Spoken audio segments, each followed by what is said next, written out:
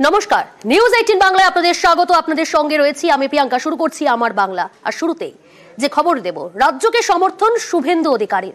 কলকাতা থেকে ইউরোপ বিমান চালানোর প্রস্তাব রাজ্যের।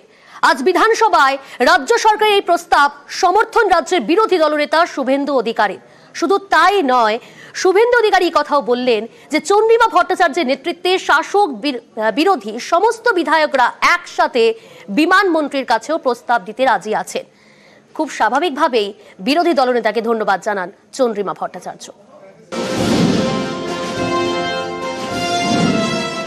রাজ্য সরকার চায় কলকাতা থেকে সরাসরি ইউরোপ বিমান পরিষেবা চালু করা হোক। বৃহস্পতিবার বিধানসভায় এই প্রস্তাব পেশ করেন মন্ত্রী চন্দ্রিমা ভট্টাচার্য। এই প্রস্তাবকে সমর্থন করেন বিরোধী দলনেতা শুভেন্দু অধিকারী। বিধানসভায় বলেন, কেন কলকাতা থেকে ইউরোপ যাওয়া সরাসরি বিমান নেই? এই গতিতে সামিল হতে হবে, মানুষের সুবিধা হবে, রাজ্যের অর্থনৈতিক সুবিধা এর সঙ্গে জড়িত। আন্তর্জাতিক বিমান পরিবহনের বিষয়টি সরাসরি কেন্দ্রীয় সরকার বা অসামরিক বিমান পরিবহন মন্ত্রকের অধীনে নেই। দুই দেশের আন্তর্জাতিক সম্পর্ক বা চুক্তির উপর বিষয়টি নির্ভর করে। কলকাতা থেকে একাধিক দেশে এমনকি ইউরোপেও বিমান যাওয়ার জন্য চুক্তি রয়েছে। এছাড়া ওপেন স্কাই চুক্তিতেও কলকাতা আছে। কলকাতা বিমানবন্দর কিন্তু দুই চুক্তিতেই আছে। ফলে আমাদের রাজ্যকে নতুন করে আবেদন করতে হবে না। এরপর মন্ত্রী চন্দ্রিমা ভট্টাচার্যের উদ্দেশ্যে বিরোধী দলনেতা বলেন, আন্তর্জাতিক বিমান চালাতে আরো উদ্যোগ নিন। বিধানসভার সব দলের প্রতিনিধিদের নিয়ে দিল্লিতে অসামরিক বিমান পরিবহন মন্ত্রীর কাছে চলুন। চন্দ্রিমা ভট্টাচার্যের নেতৃত্বে বিজেপিও যাবে। আমার পূর্ণ সমর্থন আছে।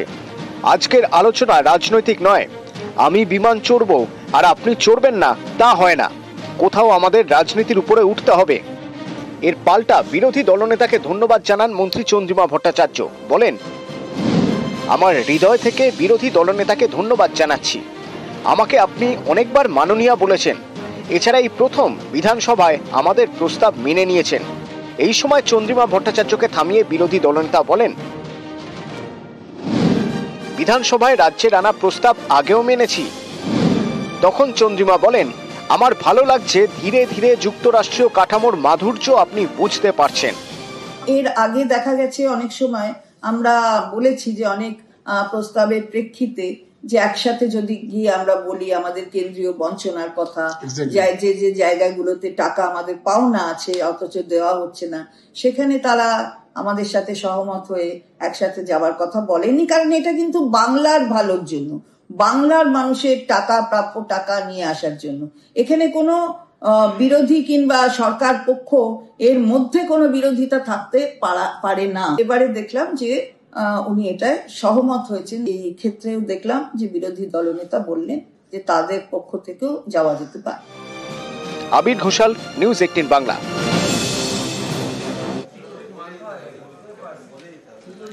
মহুয়া মৈত্রে ক্ষুব্ধ দলেরই 6 বিধায়ক।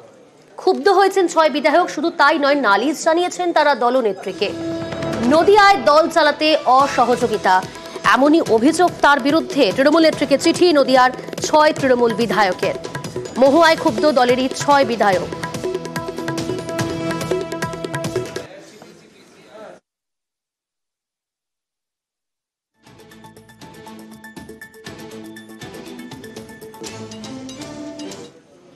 আরাবুলে কড়া পুলিশ। আজ ভাঙড়ে পঞ্চায়েত অফিসে ঢোকার সময় তার গাড়িতে তল্লাশি চালায় পুলিশ। উদ্ধার করা হয় লাঠি সোটা, প্লাস্টিকের পাইপ। আর এই ভিডিও প্রকাশ করেছে পুলিশ।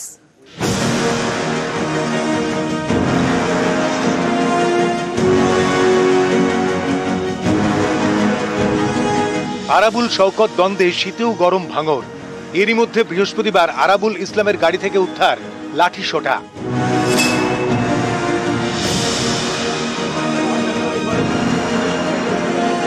ভাঙড়ের দীর্ঘদিনের দাপুটে নেতা আরাবুল ইসলাম ভাঙড় 2 পঞ্চায়েত সমিতির তৃণমূল সভাপতি। 2023 সালের পঞ্চায়েত ভোটে আইএসএফ কর্মীকে খুনের অভিযোগে গত ফেব্রুয়ারিতে গ্রেফতার করা হয় আরাবুলকে। গত 2রা জুলাই জামিন পান আরাবুল। 5 মাস জেলবন্দি থাকার পর মুক্তি। কিন্তু ভাঙড়ের বিজয়গঞ্জ বাজার থানা এলাকায় আরাবুলের ঢোকার ক্ষেত্রে জারি ছিল কোর্টের নিষেধাজ্ঞা। এদিকে ওই থানার অধীনেই ভাঙড় 2 পঞ্চায়েত সমিতি। ফলে আরাবুল বাড়ি ফিরলেও তাঁর দফতরে ফিরতে পারেননি। সব মিলিয়ে টানা 10 মাস পঞ্চায়েত সমিতির অফিসে যেতে পারেননি সমিতির সভাপতি আরাবুল ইসলাম। এরপর কোর্টের নির্দেশেই গত সোমবার পঞ্চায়েত সমিতির অফিসে ঢোকেন।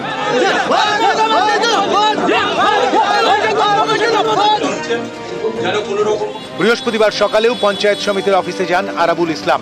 তখনই পুলিশের তল্লাশি। এই তল্লাশিতে কিছু উদ্ধার হয়নি।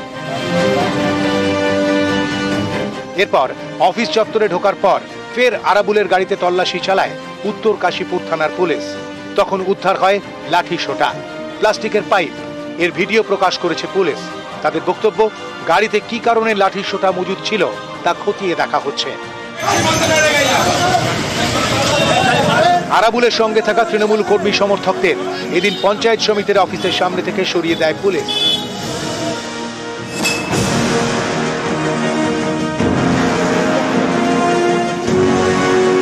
তেইশের পঞ্চায়েত ভোটের আগে ক্যানিং পূর্বের বিধায়ক শওকত মোল্লাকে ভাঙড়ের অবজারভার করে তৃণমূল। পঞ্চায়েত ভোটে ভাঙড়ে ব্যাপক ফল করে তৃণমূল। এরপর গত ফেব্রুয়ারিতে আরাবুলের জেল। স্থানীয়দের দাবি, আরাবুল জেলে থাকাকালীন ভাঙড়ের সংগঠনের রাশ নিজের হাতে নেন শওকত মোল্লা। আরাবুল শিবিরের এও সন্দেহ, শওকত মোল্লার কারসাজিতেই আরাবুলের জেল যাত্রা। আরাবুল জামিন পাওয়ার পর থেকে একাধিকবার গরম হয়ে উঠেছে ভাঙড়। গত সেপ্টেম্বরের শেষের দিকে ভাঙড়ে একটি কর্মী সভা ডাকেন শওকত মোল্লা। অভিযোগ, সেখানে আরাবুলের অনুগামীদের উদ্দেশ্যে হুঁশিয়ারি দিতে দেখা যায় শওকত ঘনিষ্ঠদের। এরপরই গরম হয়ে ওঠে ভাঙড়। অভিযোগ, একের পর এক জায়গায় আরাবুল অনুগামীদের মারধরও করা হয়, ভাঙচুর করা হয় বাড়ি, অফিস। গত মঙ্গলবার রাতেও ভাঙড়ের কৃষ্ণমাটি এলাকায় বোমাবাজি হয়। আইএসএফ দাবি করে আরাবুল অনুগামীদের ভয় দেখাতে বোমাবাজি করেছে শওকতের লোকজন। পাল্টা স্থানীয় তৃণমূল নেতৃত্ব দাবি করেন অশান্তি পাকাতে বোমাবাজি করেছে আইএসএফ। এসবের মধ্যেই এদিন আরাবুলে করা পুলিশ। আরাবুলের গাড়ি থেকে উদ্ধার হলো লাঠি সোটা। নিউজ 18 বাংলা। আপনাদের মনে আছে, গত 4 অক্টোবর জয়নগরে কুলতলিতে নাবালিকাকে ধর্ষণ করে খুন, আর 5ই অক্টোবর অভিযুক্তকে গ্রেফতার করা হয়। তারপরে সিট গঠন করা হয়। 25 দিনের মাথায় এবার চার্জশিট পেশ, আর সেখানেই দোষী সাব্যস্ত করা হলো। 25 দিনে চার্জশিট জমা দেয় রাজ্য পুলিশের সিট। কুলতলিতে ধর্ষণ খুনে 7ই অক্টোবরই সিট গঠন করে রাজ্য পুলিশ। শাস্তির দাবি ও যেন জজ সাহেব আর ফাঁসি দেয়, তাহলে আমার বাচ্চাটার আত্মা শান্তি পাবে। 30/10/2024 চার্জশিট ফাইল করে এগেন্স্ট সোল অ্যাকিউজ মুস্তাকিন সর্দার। 4/11/2024 চার্জ গঠন হয়। 5/11 থেকে সাক্ষী গ্রহণ শুরু হয়। 36 জনের সাক্ষ্য গ্রহণ করার পরে এবং বিভিন্ন টেকনোলজি এবং ডিএনএ ফরেন্সিক রিপোর্ট করে মহামান্য আদালত অভিযুক্তকে দোষী সাব্যস্ত করেছে। এটা একটা বিরাট বড় অভিজ্ঞতা আমাদের, যেটা আমরা বোধহয় বেঙ্গল জুডিশিয়াল সিস্টেমে খুব একটা দেখিনি এর আগে। 1 মাসের মধ্যে ইনভেস্টিগেশন কমপ্লিট হয়েছে এবং বেঙ্গল পুলিশকে যথেষ্ট আমাদেরকে হ্যাটস অফ করতে হবে। সেকেন্ড পয়েন্ট হচ্ছে, ঠিক 1 মাসের মধ্যে ট্রায়াল শেষ হয়েছে। বারুইপুর বারের প্রত্যেকটি লার্নেড লয়ার আমাদেরকে সহযোগিতা করেছেন এই মামলাটার জন্য। আমার যেটা মনে হয়েছে, হিনিয়াস থেকে হিনিয়াসতম ক্রাইম এটা। নদী আছে, জল নেই। এই শীতকালেও আসানসোলে পানীয় জলের হাহাকার।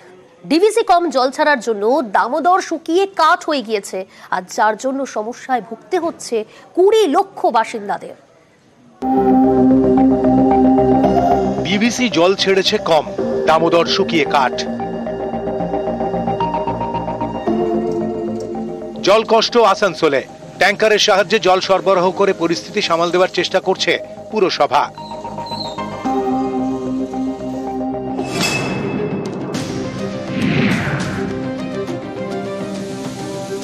মাইথন ও পাঞ্চেত ড্যামের ছাড়া জল ঢুকে দামোদরে। সেই জলই পরিশোধন করে পাইপের সাহায্যে বাড়ি বাড়ি সরবরাহ করে আসানসোল পুরসভা। আসানসোলের আশেপাশের এলাকার সেচের কাজেও বড় ভরসা দামোদরের জল। আসানসোল পুরসভার দাবি, সাধারণত বছরের এই সময় প্রতিদিন গড়ে 5000 কিউসেক করে জল ছাড়ে ডিভিসি, কিন্তু অভিযোগ প্রায় 1 মাস ধরে এর থেকে কম জল ছাড়া হচ্ছে। মাইথন ও পাঞ্চেত মিলিয়ে প্রতিদিন গড়ে 700 কিউসেক করে জল ছাড়ছিল ডিভিসি। জলবিদ্যুৎ তৈরি করতে যে জল প্রয়োজন সেটুকুই ছাড়া হচ্ছিল।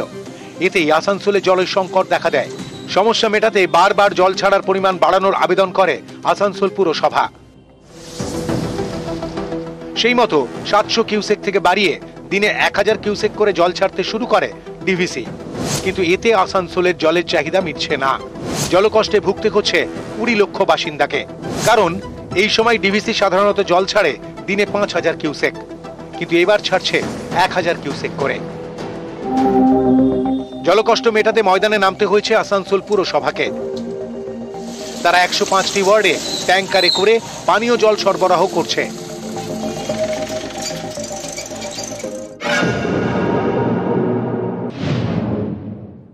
অতিরিক্ত বৃষ্টি হয়ে গেলে না বলে জল ছেড়ে দিচ্ছে, তাতে বন্যা হয়ে যাচ্ছে রাজ্যে। আবার যখন মানুষের জল দরকার হচ্ছে তখন জল ছাড়ছে না। এটা বৈমাতৃক সুলভ চলছে। ডিভিসি যতটা জল ছাড়ার তত কিউসেক জল ডিভিসি ছাড়ছে। আপনারা রাজনীতি করলেই তো আর আমরা জল ছেড়ে দেবো না। আপনারা যেটা কাজটা করার আপনারা সেটা করুন, নদীগুলোকে পরিষ্কার করুন।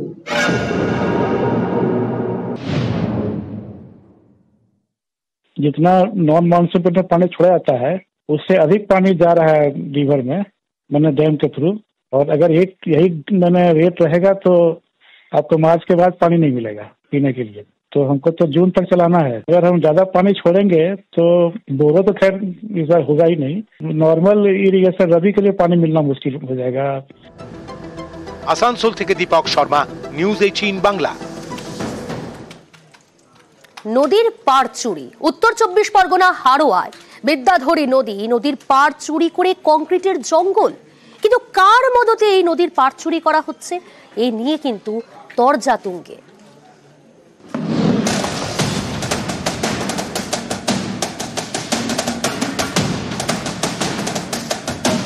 এটা বিদ্যাধরী নদী। নদী পাড়ে এভাবেই একের পর এক বেআইনি নির্মাণ।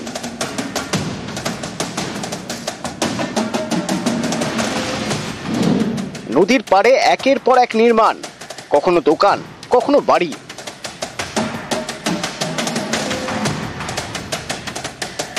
নদীর পাড়ে ফাঁকা পেলেই দখল হয়ে যাচ্ছে বলে অভিযোগ।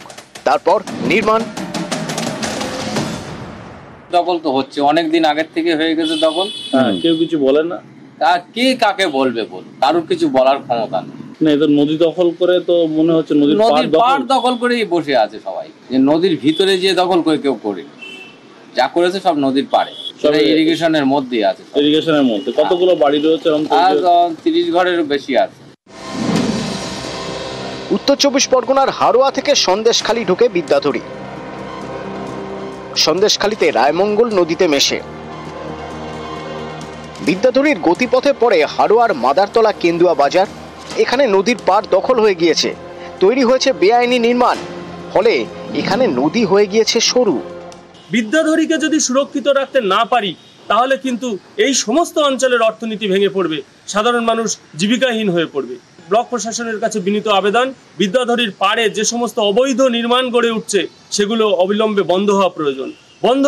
বিদ্যাধরীতে অযাচিতভাবে ময়লা আবর্জনা ফেলে বিদ্যাধরীর জলকে কুলুষিত করা। ব্লক প্রশাসনের এ ব্যাপারে দৃষ্টি আকর্ষণ করছে, আপনারাও এগিয়ে আসুন যাতে এই ধরনের অবৈধ কাজ না হয়। আমরা মনে করছি প্রশাসন ঠিকমতো যদি নজরদারি করে তবেই এটা সম্ভব ঠেকানো, নাহলে সম্ভব নয়। আমরা পরিবেশ কর্মীরা বারংবার বলবার চেষ্টা করেছি নদীকে বাঁচিয়ে রাখা একান্ত জরুরি। সেই কারণে দাঁড়িয়ে প্রশাসনের উচিত এই কংক্রিটের জঙ্গল অবিলম্বে যাতে বন্ধ হয় সেই ব্যবস্থা নেওয়া। প্রশাসন সচেতন হলে পরেই এই জঙ্গল, কংক্রিটের জঙ্গল বন্ধ করা সম্ভব। নদীর পাড়ে কংক্রিটের জঙ্গল, কিন্তু এই বেআইনি কাজ হলো কিভাবে?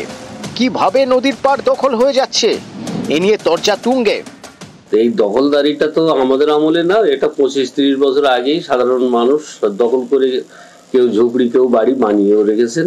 কিন্তু নতুন করে কোনো আমার দলের কোনো নেতা এরকম করছে আমার জানা নেই, বা নতুন করে কেউ কনস্ট্রাকশন করছে এটাও আমাদের জানা নেই। কেউ আমাদের দলের কোনো ছেলে যদি নাম ভাঙিয়ে দখল করে সেটাও আমরা মেনে নিচ্ছি না। নিশ্চয় তদন্ত করে দেখি, যদি থাকে তাহলে নিশ্চয়ই আমরা তার ব্যবস্থা নেব।